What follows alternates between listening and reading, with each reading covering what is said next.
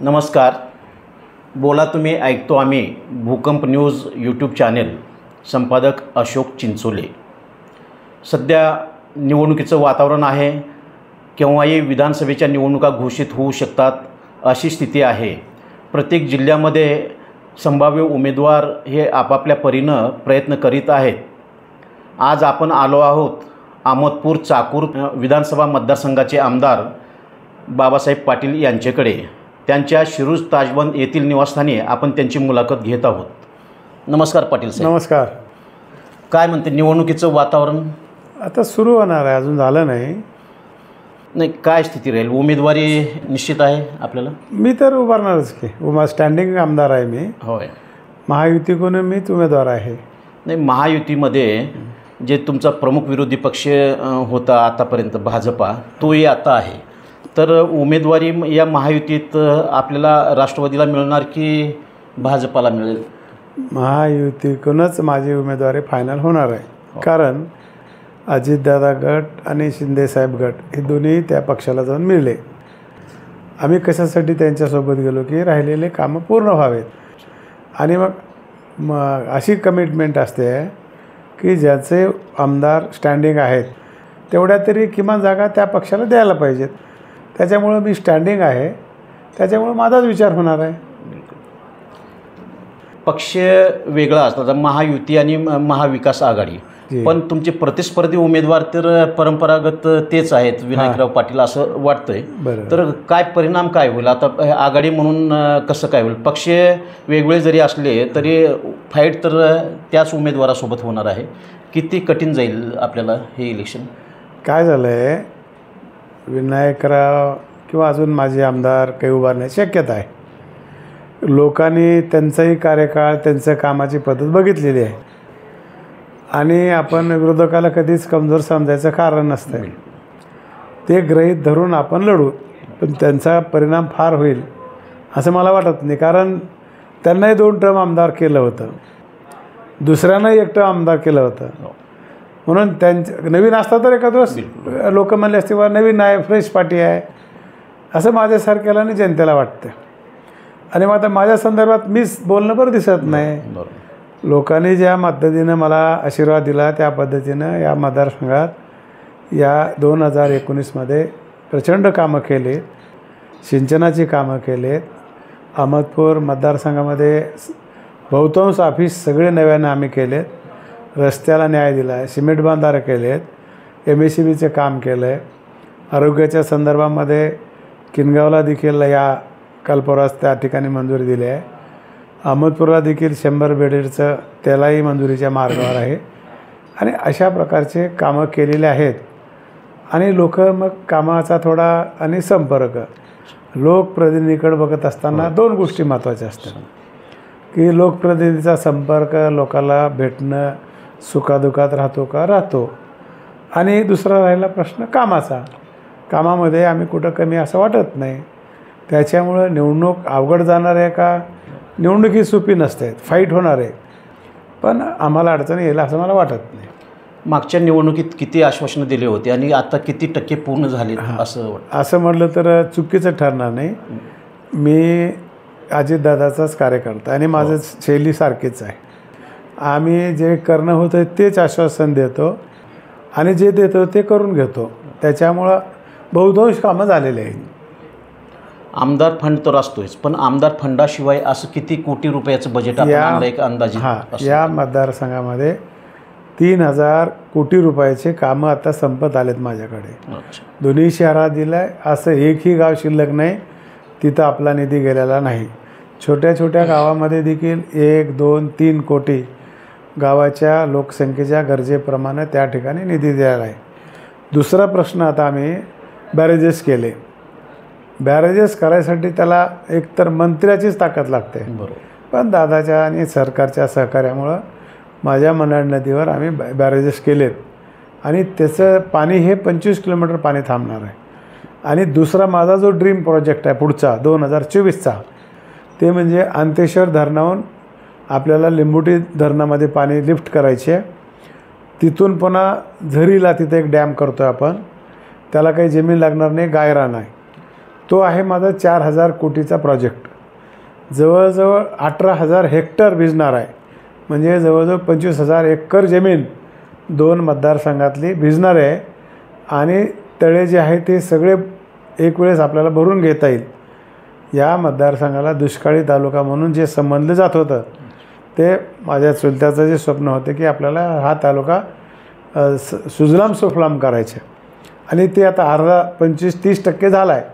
पण ह्या येणाऱ्या योजनेमुळं ते पूर्ण होणार आहे, आणि ते सगळं पाणी पाईपलाईननं शेतकऱ्याला देणार होतो आम्ही. आणि मग मोठमोठे ब्रिजेस केले आहेत, अजून काही ब्रिजेस आहेत. हॅममधून 500-600 कोटीचे रस्त्याला मंजुरी दिली आहे. CM जसवायमधून केले आहेत, PM जसवायमधून केले आहेत, बियाण शिकून केले आहेत, जिल्हा परिषदमधून केले आहेत, पांदण रस्ते केले आहेत, विहिरीला पैसे दिले आहेत. पूर्वी विहिरीला 4,000 रुपये देत होते, आता 5 लाख रुपये झाले आहेत. घरकुलाची मोठी योजना राबवली आहे, आणि अंतर्गत गावामध्ये प्रत्येक गावामध्ये कामं केलेत. त्याच्यामुळं लोकांच्या समोर आपला हा काम. दुसरं, सभागृहामध्ये आत्तापर्यंत किशनराव देशमुख एक सभागृहामध्ये बोलत होते, आणि आमदार म्हणून मी माझी कामगिरी निश्चितपणे सभागृहामध्ये या मतदारसंघाचं नेतृत्व करण्यासाठी मी सक्षम आहे. सभागृहात अनेक विषयावर मी आवाज उठवला आहे, शिक्षणावर उठवला आहे, आरोग्यावर उठवला आहे, आणि मग सिंचनाच्या संदर्भात असेल. आमच्या शेतकऱ्याचा खूप मोठा प्रश्न होता, तो म्हणजे हरणाचा, डुकराचा आणि माकडाचा. सरकारच्या देखील ती गोष्ट लक्षात आणून दिलं आहे. शेतकरी आमचे खूप त्रस्त होऊन गेलेले आहेत, तो देखील प्रश्न तिथं मांडला आहे. शिक्षणाच्या संदर्भामध्ये देखील सरकारला आम्ही काही सूचना केल्यात. आता शिक्षण प्रणाली हे कुचकामी झालेली आहे, तर आता असं शिक्षण द्यावं लागणार आहे की त्या मुलाला एकतर नोकरी मिळावं त्या शिक्षणामधून, नसेल तर स्वतःचा व्यवसाय उभा करावा. अशा प्रकारचं सभागृहात अनेक वेळेस मी आवाज उठवला आहे. औचित्याचे प्रश्न मांडले, लक्षवेधी मांडले, ज्यावेळेस काही भाग घ्यायचे आहेत पुरवणी ह्याच्यावर, बजेटवर मतदारसंघाचा प्रतिनिधी म्हणून मी आवाज उठवला आहे, आणि जिथं जिथं गेलं आहे तिथं आपल्या मतदारसंघाला मी न्याय दिलेला आहे. नाही, आता आपण चुलत्याचा एक विषय काढला. हो, महाराष्ट्राच्या राजकारणामध्ये काका आणि पुतण्याचं वितुष्ट असतं किंवा एकमेकाच्या विरोधात असतात. असं तुम्ही काय प्लीज केले की काकांना आपल्या पाठीशी आहेत खंबीरपणे? त्यांच्याच बोटाला धरून मी काम करते. ते माझ्या पाठीशी नाहीत, तेच माझ्या पाठीमागं खंबीर उभं आहेत. त्यांनी मनाचं मोठेपण ठेवून वागतात, मला मार्गदर्शन करतात, दिशा देतात. हे चांगलं आहे. बाकीच्या लोकांनी असंच वागावं, आणि वितुष्ट असलेला आपण बघू नये.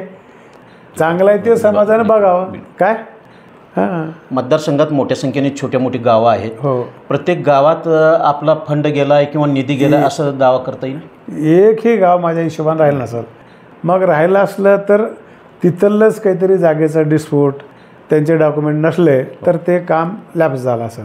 पण आम्ही देखील त्याच्यामध्ये खूप प्लॅनिंग केलं होतं, किंवा अगोदर जागेची खात्री करतो 7-12 किंवा 8 आहे का ते बघूनच त्या ठिकाणी आम्ही निधी देतो.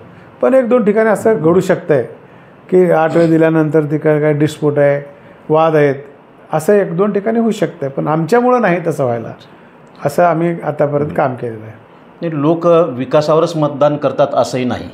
आत्ता थोडंसं आरक्षणाचा एक मुद्दा पुढं निर्माण झालेला आहे. तर या जरांगे फॅक्टरचा या निवडणुकीत काय परिणाम दिसेल? बघा, जरांगेचा फॅक्टरचा परिणाम, जरांगेच्या मागणीला आमचाही सपोर्ट आहे, आणि सपोर्टने आम्ही पार्टिसिपेट झालो. त्यांना आरक्षण द्या म्हणून सांगितलं. देणं का गरजेचं आहे? मागल्या काळामध्ये शेती परवडत होती, कमी खर्चावर होती, आपला खर्च एवढा नव्हता, जीवनस्टाईल बदलले आहेत. आणि मग शिकलेले 2 पोरं, एक पोरगा मोठा अधिकारी होत आहे आणि एक तिथंच राहते. त्याच्यामुळे समाजाला वाटते की आता आरक्षणाची गरज आहे. जिथं जिथं माझी भूमिका मी बजावलेली आहे. आम्ही काही 10-12 आमदार होतो, मंत्रालयाला आम्ही कुलूप लावलं आहे, राज्यपाल भवनावर आम्ही गेलो आहे, आणि ह्यांच्यासोबत आम्ही आहोत. आम्हाला जे काही करता येते ते आम्ही केलेलं आहे. ते आता आपल्या वागण्यावर आहे. आणि मग ते कोणता फॅक्टर किती काम करो, तो त्या स्वतः जो उमेदवार आहे त्याच्यावर देखील बराचसा अवलंबून असते. जरांगे पाटील यांची मागणी आणि ओबीसींच्या मागण्या परस्पर विरोधी आहेत असं वाटतंय. तुम्ही एकदा मंत्रालयात आंदोलन करीत असताना असं म्हटलं होतं, मी अगोदर जातीचा आहे, नंतर पक्षाचा आहे. मग अशी भूमिका घेतल्यानंतर हे ओबीसी बहुल असलेला आपला मतदारसंघ आहे, तर एकाच वेळी मराठा आणि ओबीसी मतदान आकर्षित कसे काय होतील आपल्याकडे? दोघाला समोर बसून चर्चा करूनच मार्ग काढावा लागेल. सगळ्याचीच गरज आहे ना आपल्याला. ओबीसीही पाहिजे आणि मराठाही पाहिजे. समंजस्यानंच घेऊन मार्ग काढावा लागेल. शिवराज पाटील यांच्या सुनबाई अर्चनाताई पाटील भाजपात आल्यात, अर्थातच आपल्या महायुतीमध्ये आलेल्या आहेत आणि याही मतदारसंघामध्ये चाकूरकर यांना मानणारा मोठा मतदार वर्ग आहे. तर त्यांच्या भाजपा प्रवेशाचा किंवा तुमच्या महायुतीत येण्याचा किती फायदा होईल आपल्याला? 100% फायदा होईल ना. अच्छा. हो, त्यांचा खूप लातूर जिल्ह्यामध्ये पाटील साहेबाला मानणारा खूप मोठा वर्ग आहे. हो, आणि त्याचा निश्चितपणे आम्हाला फायदा होणार आहेच. कालच एका चांगल्या एजन्सीमार्फत एक सर्वे झाला आणि त्या सर्वेने असं दर्शवलं आहे की महाविकास आघाडीला 150 ते 160 जागा मिळतील असं वाटलं, असं अंदाज व्यक्त केलेला आहे. तर या मतदारसंघात थोडंसं म्हणजे असं विरोधी आघाडीचं किंवा महाविकास आघाडीचा उमेदवार निवडून येईल अशी शक्यता व्यक्त केलेली आहे. काय अशा सर्वेवर आपला विश्वास? माझा सर्वेवर माझा विश्वास नाही आणि सर्वे ठराविक लोकांना केला जात आहे. होय. बरं, त्यांनी सर्वे केलं असं नाही, माझ्याकडे सर्वे आहे ना. अच्छा. माझा सर्वे तुम्हाला दाखवल्यावर मग तुम्ही काय म्हणताल, मग तुमचं बरोबर आहे असं नाही.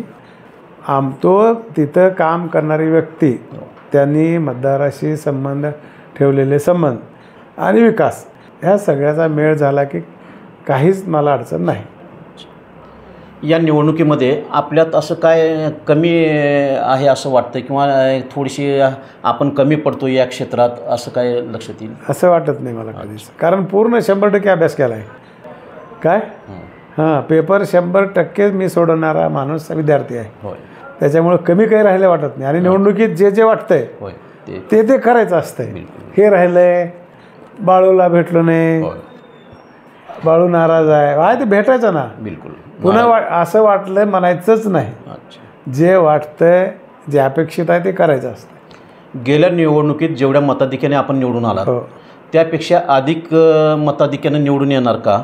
अर्थातच आपण या येत्या निवडणुकीत मेरिटमध्ये निवडून येणार का? 100%. गेल्या वेळेस 30,000 मतांना निवडून आलो होतो. आत्ताचा माझा संपर्क आणि मी केलेलं काम मला वाटते की पहिल्याच्यापेक्षा आघाडी मला मिळावं असं माझा अंदाज आहे.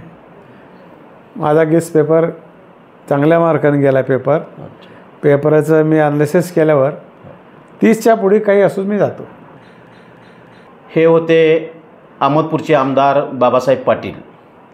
त्यांनी येती निवडणूक मेरिटमध्ये निवडून येण्याचा निर्धार केलेला आहे आणि त्यांचं काम पाहता ते मोठ्या मताधिक्याने निवडून येतील असं आम्हालाही वाटतं आहे. आमच्या बाबासाहेब पाटील यांना राजकारणामध्ये शुभेच्छा. नमस्कार सर.